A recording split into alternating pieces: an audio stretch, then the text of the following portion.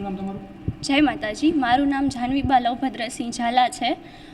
મારે ખાલી એટલું જ કહેવું છે કે રૂપાલા સાહેબે અમારી બેન દીકરીઓ ઉપર ટિપ્પણી કરી છે તે યોગ્ય નથી, તે તેમની વાણીની યોગ્યતા ન કહેવાય. એટલે અમે સૌ તેમનો વિરોધ કરીએ છીએ. અમે ઘણા સંદેશાઓ, ઘણી વાતો પહોંચાડવાની કોશિશ કરી, પરંતુ અમારી કોઈ વાત મોદીજી સુધી પહોંચતી નથી. તેથી અમે આજે એક દિવસના ઉપવાસ પર ઉતર્યા છીએ. એટલે અમારે એટલું જ કહેવું છે કે તેમને એમની વાણીમાં મર્યાદા રાખવી જોઈએ. જો એમની વાણીમાં મર્યાદા ન રાખી શકે તો તેમની એક સારા વ્યક્તિત્વ તરીકેની પણ એ યોગ્યતા ન કહેવાય. એટલે એમને એમની વાણીમાં મર્યાદા રાખવી જોઈએ. એટલે અમારે ખાલી એટલું જ કહેવું છે કે અમારો સંદેશો મોદીજી સુધી પહોંચે અને અમારી માંગ પૂરી થાય.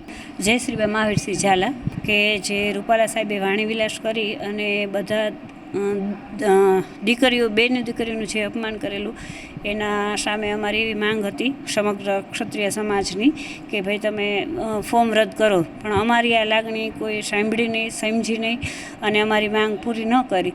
તેથી અમે બધા હવે ભાજપની સામે વિરોધમાં છીએ, લડાઈમાં છીએ.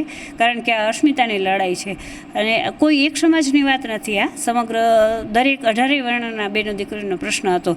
પરંતુ સરકાર સુધી અમારી વાત પહોંચી નહીં કે પહોંચાડવામાં આવી નહીં.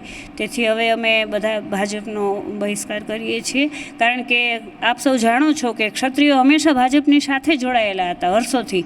અને જે વર્ગે, જે સમાજે તમારા જે ભાજપ રૂપી વટવૃક્ષ છે એને મતથી પોષી અને મોટું બનાવ્યું છે, આવડું મોટું બનાવ્યું છે, અને હવે તમે અમારી કોઈ પણ વાત સાંભળવામાં આવતી નથી અને અમને બહુ ખૂબ દુઃખ પહોંચ્યું છે. અમને અમારી લાગણી ગવાણી છે ક્યાંક ને ક્યાંક. એટલે એના અનુસંધાને અમે બધા અખિલ ગુજરાત રાજપૂત મહિલા સંઘ મોરબી અમે ઉપવાસ ઉપર બેઠા છીએ.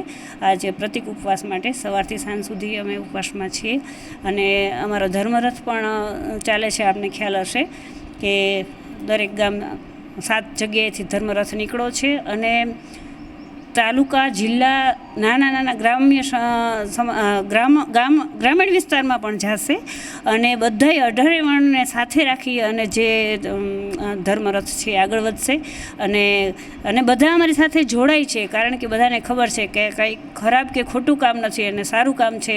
એના હિસાબે બધા સમાજને સાથે રાખીને અમે આ લાંબી લડાઈ એક કરવા જઈ રહ્યા છીએ.